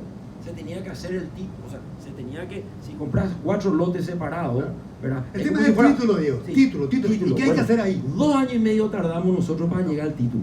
Nos fuimos a la municipalidad de Limpio. ¿Sabes lo que nos dijo un concejal? Doctor, y por algo la ya dice, pero ¿por qué no invaden nomás su lote y nosotros le damos por vía de hecho? Pero Diego, ahí lo que quiero... Veamos. Un concejal municipal está incentivando a que vos invadas tu propio lote, así como le dice a otro. O sea, nosotros estamos teniendo un Estado que deja a la gente fuera. Ya sabemos, Diego, pero ese tema te parece viable políticamente. Ese es mi punto. Podemos hablar 20 cosas fundamentales de reforma, pero ¿por qué no se hacen? Porque no hay voluntad política. ¿Qué cosa es viable? Te pregunté. Esto es viable. El INDER. Tomemos otra vez el caso del INDER, porque comenzamos con el INDER. Tomemos el caso del INDER. Sí. Hay personas que tienen 30 años gestionando su lote y no tienen. Saltó esto, ¿verdad? Un gerente del INDER de Caguazú, que se compró una camioneta Land Cruiser del año, $140,000, y lo publicó en Facebook. Hola, dijo la fiscal, se fue y le imputó automáticamente. No podía justificar los fondos. Todos sabemos nosotros que el goteo del sistema, ¿verdad? ¿Qué hacemos con eso, Diego? Porque para poder contar 400 anécdotas que ya se conocen. Yo diría cerrar el INDER, establecer una nueva oficina. INDER no funciona como ni siquiera como una agencia de loteamiento. No funciona. Okay. Tiene 1.300 proyectos, de los cuales hasta ahora dio en 300. Ya nos queda claro. Entonces, pero tocaste 2 temas: formalización, tierra. Inclusión, O sea, el tema propiedad, ¿qué más? Incluirte financieramente, Sí. incluirte del Quedó punto de claro, vista de tierra. quedó claro. El otro tema, vos lo vas dentro de inclusión. Claro, es inclusión, le estás incluyendo a una Bueno, persona del ¿y sistema. qué perspectivas ves con respecto a estas cuestiones que vos considerás centrales Sí. en el próximo año y lo que queda del gobierno debilitado políticamente? Porque seamos también concretos en eso, si no podemos hablar acá de lo ideal. ¿Qué perspectiva vos ves? Lo primero, yo lo que veo es la movilización ciudadana, pero Okay. digo la movilización ciudadana desde el punto de vista de la presión política. Porque sin presión política, el político no te pone en el radar un problema. Okay. A mí me preocupa, ¿verdad? No sé si otros están apreciando este problema, pero hay un problema que a mí particularmente me preocupa. Cuando uno trata un tema, ejemplo, vamos a hablar, el tema de tierra. Este de derecha y él está defendiendo. No, espera, porque tiene una connotación, esto es importantísimo. Cuando vos vas a hablar un problema técnico, estás hablando de un problema técnico y lo querés solucionar, ¿verdad? De la mejor forma posible. Pero la radicalización del debate no lleva a nada bueno. Y eso está Y ocurriendo. esa radicalización del debate yo creo que empaña mucho o genera mucha, anteriormente se llamaba la estática, ¿verdad? Y vos no podés ver bien la televisión anteriormente, conocían la televisión anteriormente, ¿verdad? Vos prendías el canal y antes de encontrar el canal correctamente vos tenías mucha estática y no podías ver bien o no podías escuchar bien. Esa estática tenemos hoy, ¿verdad? Y es difícil el debate político para lograr soluciones eficientes del problema, porque Pero ahí tenemos un somos una camino. sociedad abierta, no hay problema. Ahí tenemos un camino. Isaac, ¿tenemos cuánto más? Y pueden cada uno dar unos 3 minutos así. 3 minutos. Cada Es decir, uno. tenemos 10 minutos. Y hablando tal vez ya de la perspectiva del 2022, José. Lo tuyo obviamente es la perspectiva económica, digamos. ¿Qué podemos esperar? Sobre perspectiva económica le invitamos el 13 de diciembre a las 10 horas. Podemos acercar una invitación especial porque va a ser virtual y presencial. Entonces una invitación para presencial. Ahí vamos a lanzar el pronóstico para el próximo año, que de hecho estamos recogiendo Excelente. información. Sí. Entonces, más una reflexión tuya. Entonces, eso va a estar el 13 de diciembre. Eso va a estar el 13. Yo creo que una reflexión es todos estos choques generan cambios muy fuertes. Y en Paraguay el choque, todos los impactos que generaron fueron muy evidentes. Pero creo que además de todos los temas que están en prensa, de todas las reformas que se tienen que hacer, nosotros tenemos que encarar esta década, que ya tenemos un pie en esta década, de forma distinta a lo que fue la década pasada o los 8 años pasados. Cuando vino el choque del 2014, nuestro país enfrentó ese choque a través de la deuda externa. Y pudimos paliar ese escenario, y muy distinto a lo que ocurrió en la década del 80, que también cuando termina la represa de Itaipú, el país comienza a endeudarse para enfrentar prácticamente, podemos decir, hoy la década, pero en ese entonces la deuda, que de niveles de 9% se fue a 45%, se orientó principalmente para financiar las empresas públicas, los elefantes blancos, Ande, Petropar, Corposana, Lab, etc. Y obviamente son sectores no transables. Eso no ocurrió en este periodo cuando vino el choque, porque la deuda externa se utilizó principalmente para reducir el costo de transacción de un país que es mediterráneo en inversiones en infraestructura. Pero esa vía de acción hoy culminó. Entonces, cuando pensamos en esta década, que ya estamos con este pie, y lo vemos con cierta preocupación porque el potencial de crecimiento de todos los países se vio afectado, incluyendo el nuestro. Entonces tenemos que ver cómo encarar la década, y el debate tiene que ir hacia ahí. Hay tres formas, sin entrar en todos los temas puntuales, hay tres formas. Una es sin monedas. Sin monedas son las reformas institucionales, son las más rentables, ¿sí? Porque sin moneda vos podés transformar, generás confianza, la economía es competitiva. La otra es a través de las monedas que el Tesoro consiga afuera. Esa vía no está ahí. Pero hay una tercera, que es la más importante, yo creo. Nuestro país en este escenario necesita crear nuevas turbinas. Y uno puede decir, apuntemos a la inversión extranjera directa. Y creo que esa línea se tiene que fortalecer, pero no es suficiente. Esta línea, para pensar en esta década, tiene que centrarse en generación de proyectos de inversión. Nuestro país tiene el potencial de, en esta década, de tener proyectos de inversión en torno a 20 billones de dólares, o 10 billones o 20, en distintos sectores. Por ejemplo, todo lo que es infraestructura, naturalmente, en concesiones para reparación de infraestructura, pero también, la otra vez, en confidencia, ¿verdad?, inversión en el sector solamente de energía solar de una empresa son 3 billones de dólares, o inversión en el sector forestal son 3.2 billones de dólares. Nosotros, cuando hablamos de energía sustentable, hablamos de Itaipú, pero Itaipú no es el universo. Nuestro país cada año pierde billones de dólares porque no puede generar energía eléctrica en todos los otros ríos a través de microcentrales hidroeléctricas, pequeñas centrales hidroeléctricas y medianas centrales hidroeléctricas que requieren de proyectos para inversión del capital privado. Entonces, lo que tenemos que hacer en esta década, naturalmente, es instituciones, pero necesitamos una carta de presentación. Nosotros estamos saliendo de esta crisis con una muy buena plataforma, con una estabilidad macroeconómica muy sólida, con una confianza. Fuimos el único país que nuestra calificación internacional no fue retrocedida y se mantiene, y estamos a un nivel del grado de inversión. Pero nosotros podemos presentar como carta de presentación proyectos de inversión al capital privado para generar una década de múltiples Itaipús en distintos sectores económicos. Pero para eso se necesita capacidades, se necesitan leves reformas institucionales. Obviamente, primero se necesita una visión de qué es lo que tenemos que hacer,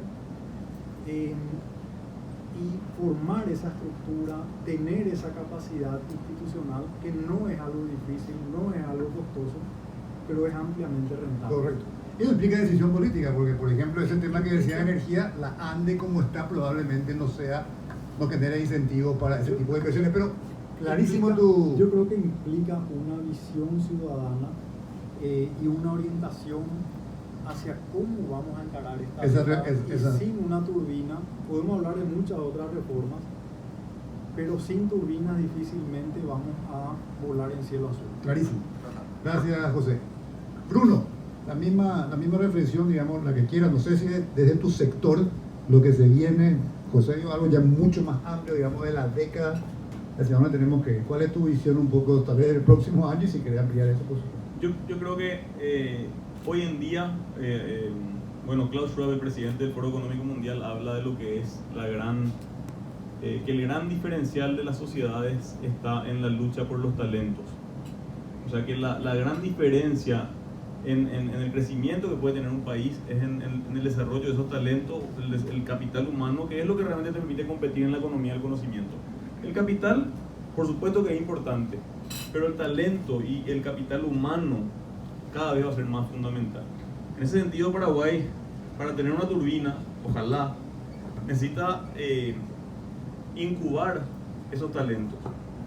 Por supuesto que sabemos que la educación tiene que mejorar radicalmente, tiene que haber una revolución en la educación. No puede ser un cambio de 10% al año, 5% al año, tiene que ser de 200% al año para poder empezar a nivelarnos y poder tener eventualmente la capacidad de competir en la economía del conocimiento. Tenemos que trabajar en eso como sociedad enormemente. En segundo lugar, yo pienso que el Estado hoy está visto, el gobierno, el Ejecutivo, por ejemplo, está visto como una cuestión ajena al ciudadano, porque existen ciertas brechas que se fueron generando, sobre todo en la pandemia. Hay una brecha que es ciudadano de primera clase, el funcionario público que no tuvo recortes, que no perdió su empleo, de segunda clase todo lo que tuvimos que endeudarnos para sobrevivir.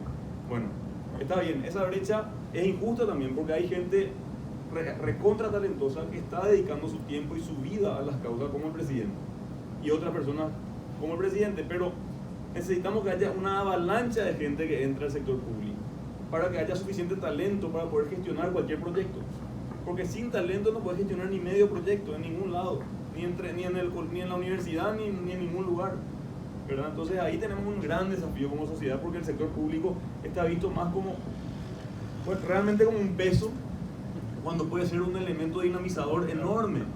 Tiene que ser un elemento dinamizador enorme. Y nosotros necesitamos que la gente talentosa se anime a entrar al sector público. Eso es todo un desafío. Yo sé que en el BCP lo han logrado, en Hacienda están logrando también eso, pero eso tiene que pasar en todo el Estado, ¿verdad? Y por último, más del sector MIPYME específicamente, yo creo que la oportunidad justamente de agarrar y incubar proyectos para poder generar las pymes podemos ser una de las turbinas. Esa es mi respuesta, es mi comentario, digamos, porque podemos ser una de las turbinas. ¿Por qué? Porque vos tenés mapeado quiénes son las pymes, vos sabés eso, la SEP sabe exactamente quiénes son, vos sabés cuánto vienen creciendo, vos sabés en qué industria están. Si vos cruzás datos, vos podés eventualmente agarrar y encontrarle a las 20.000 MIPYMES que le querés potenciar para que sean tu turbina, para que puedan vender al exterior más fácilmente, no agarrar las 800.000 de entrada, porque claramente no vas a poder agarrar todo, tenés que agarrarlo de alto potencial primero y después ir bajando, ¿verdad? Entonces esas serían las tres cosas que yo... Excelente, Bruno. Déficit de talento en la función pública se combate metiendo más talento en la función pública. Hay que construir esa narrativa que implique que gente como ustedes tenga el interés y el incentivo para entrar a combatir ese déficit. Totalmente de acuerdo. Si no combatimos eso, va a ser muy difícil pensar en muchas de las otras cosas, las capacidades que decía José, digamos. 2 minutos también, Diego. Reflexión. Siempre me trae a la mente una frase famosa que acuñó Konrad Adenauer. Konrad Adenauer fue el padre de lo que conocemos hoy nosotros, Alemania. Dentro de todos los problemas, la posguerra, una Alemania destruida, pero ellos se pusieron a pensar el Estado. ¿Cómo iba a ser el Estado en los próximos 50, 100 años? Si se iban a reunificar, etc. Y él tenía una frase que quedó acuñada, muy famosa, en donde él decía: tanto mercado como sea posible, tanto Estado como sea necesario. O sea, démosle la libertad a los ciudadanos, pero démosle la posibilidad. ¿Qué significa esto? José estaba hablando y Bruno estaba hablando de las reformas institucionales. hagamos las reformas institucionales que permitan a los ciudadanos acceder e incluirse dentro del mercado, ser parte, legitimar el Estado, ¿verdad? Ahora, cuando hablamos del Estado, porque es necesario el Estado, que sea lo absolutamente necesario. Y yo dos elementos nomás le doy hoy, que para mí la pelea está fuerte. ¿Por qué creen que es cierto? Por ejemplo, Lilian Samaniego está hablando hoy, tenemos que meter nosotros políticos en el servicio exterior. El servicio exterior que nos permite a nosotros, somos un país de 7 millones de habitantes, ¿qué nos vamos a vender a nosotros? No podemos vendernos nada. Tenemos que salir afuera, tenemos que tener lo que hablaba Alberto Acosta Garbarino del ejército, ¿verdad? Para ir, ¿verdad? A vender afuera. Y eso es servicio exterior. Están queriendo politizar el servicio exterior. Yo me opongo totalmente. Porque si no, no vamos a crecer, ¿verdad? Otro elemento es, ¿verdad? Que yo creo que tenemos que tomar muy en serio, ¿verdad? La independencia del Poder Judicial. La independencia del Poder Judicial, ¿verdad? Y la reforma en los registros públicos, yo creo que son dos fronteras, ¿verdad? En donde nosotros tenemos que insistir porque necesitamos el Estado. No podemos tener una justicia privatizada. No va a ser la sentencia del menor postor, a pesar de que, al mayor postor, a pesar de que está así, ¿verdad? Entonces, la reforma del Poder Judicial, la reforma en los registros públicos, eso es fundamental para que nosotros podamos permitir, ¿verdad? Que se incluyan la mayor cantidad de personas y tener derecho de propiedad asegurado, porque eso es lo que permite crecer al mercado. Buenísimo. Isaac, no sé si hay tiempo para que alguien de acá quiera hacer algún comentario, quiera decir algo, quiera hacer dos preguntas, 2 minutos. Dos preguntas, pero rápido. Porque la gente tiene Rápido, variedad y no rápido. quiere comer frente al orador. Bueno, rapidito. En el contexto de la pandemia, las tasas de interés, dijimos, bajaron prácticamente a cero y sabemos que pragmáticamente no pueden bajar más que eso. De eso no pueden pasar. Y justamente quiero formular ahora una cuestión para el presidente del BCP, y estoy seguro que de acá van a salir muchos miembros directorios del BCP y presidentes del BCP, entonces tenemos que saber qué vamos a hacer algún día en una situación similar. Nosotros estuvimos casi al borde de un escenario parecido al propuesto por Keynes, llamado la trampa de liquidez, o sea, donde a cualquier tasa ofrecida por el mercado, por los bancos, los agentes se quedan, retienen, ahorran el dinero en detrimento de un mayor consumo y una mayor inversión. Es decir, la política monetaria es ineficaz y la economía solo responde ante una política fiscal.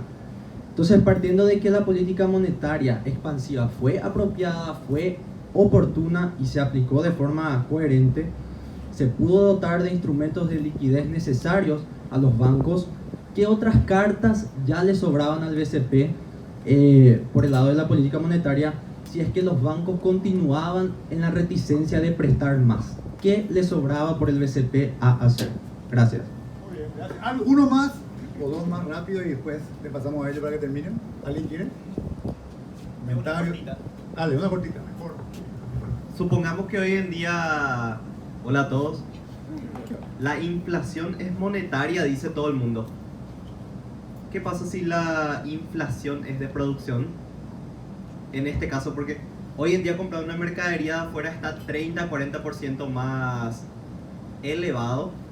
Eso se le pasa al cliente. ¿Cómo se puede resolver esa duda? Si no hablamos de tema de inflación, que parece que es la preocupación mundial. Algo, sí, la crisis logística y qué sé yo. ¿Algo más o va a tener que contestar algo rápidamente las dos cosas? Trampa de liquidez y no hablamos de la inflación efectivamente. Momentánea, esto va a pasar cuando se empiece a ajustar todo. Adelante, José. Yo estoy seguro que acá van a surgir talentos para el país en los distintos sectores. Espero que en el Banco Central, que de hecho acá está Nando Rivarola, que ocupa un puesto muy relevante, una figura joven, súper talentosa, que está llevando adelante muchísimos proyectos.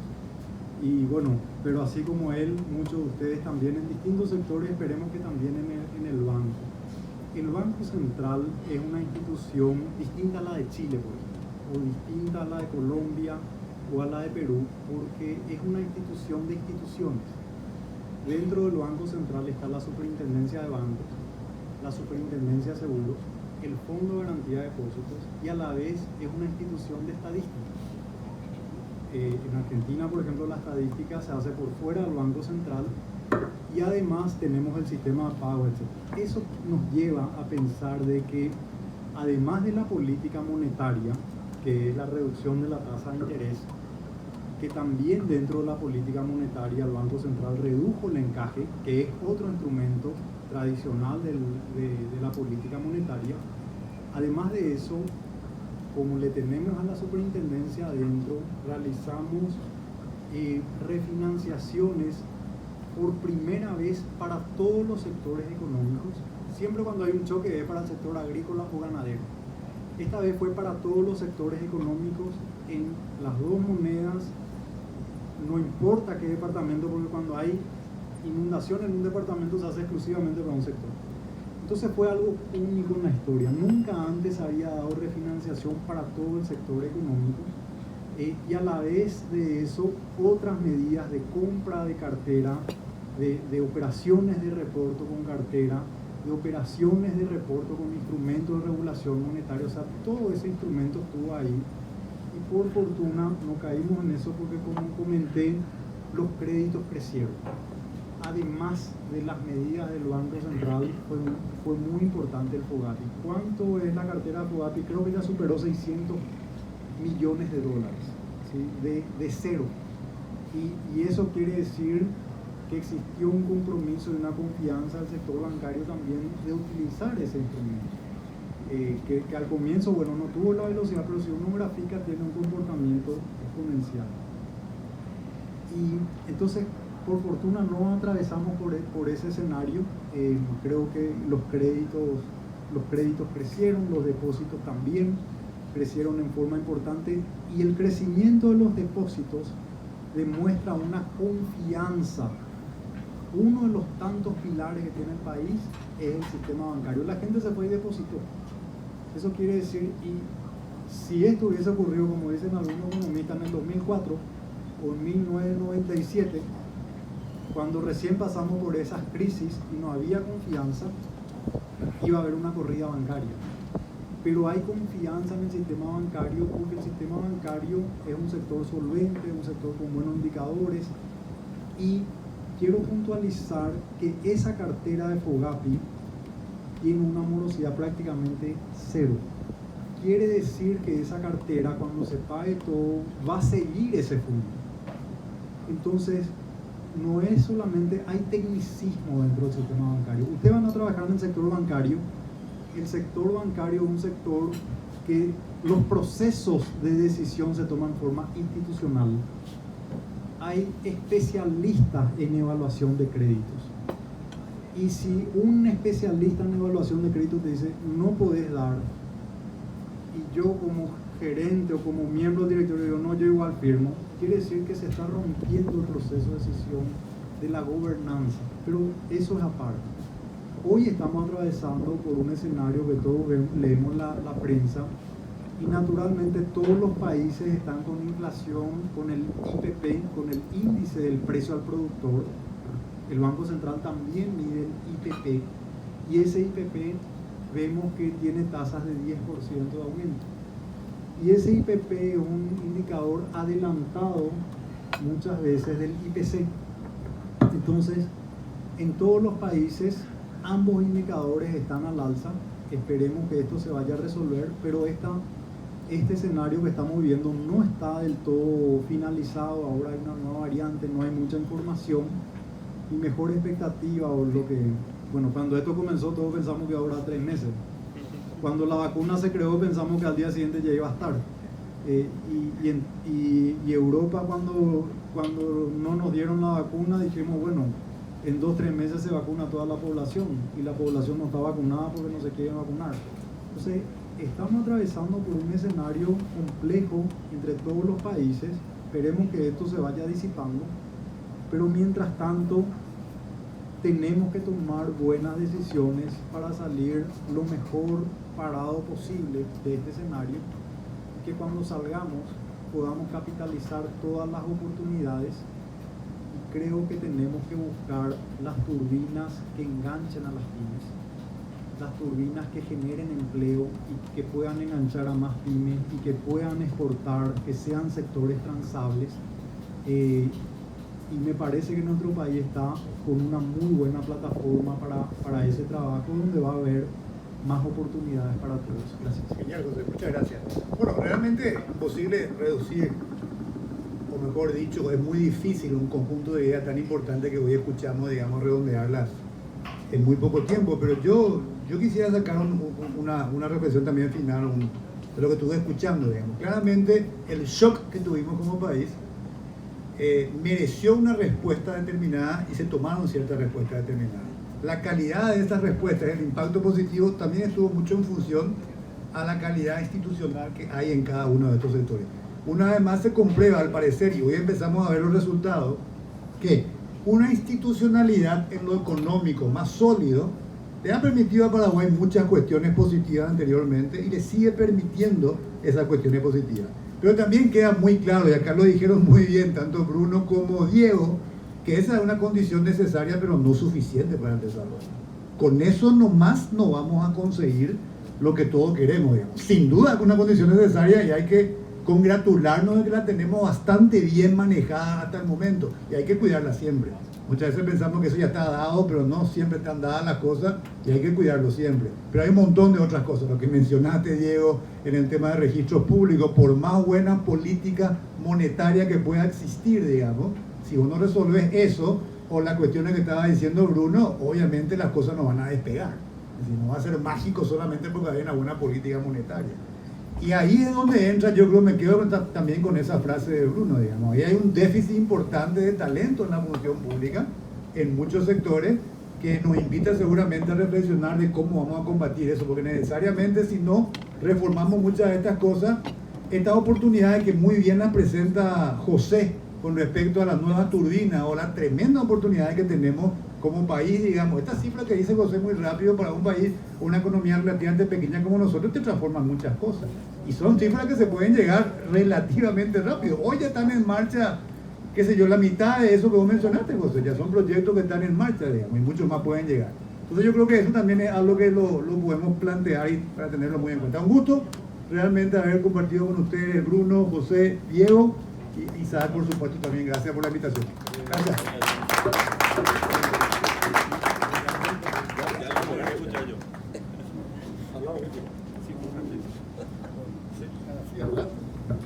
Sí, buenas noches a todos, espero que estén bien, que hayan disfrutado de este excelente conversatorio. Agradecer a toda la organización que hizo esto posible, desde la Federación, conjunto con el Club de Economía de la CEU. Este evento realmente es un objetivo que nos pusimos, creo que hace como un mes y medio con Isaac, reunidos en la oficina. Pensamos que queríamos brindar un espacio para los estudiantes, para dar un cierre al año y generar ciertas cuestiones o ciertas preguntas que nos hagan terminar el año y pensar, bueno, ¿qué pasó y qué podemos hacer el próximo año? Y desde la academia generar iniciativas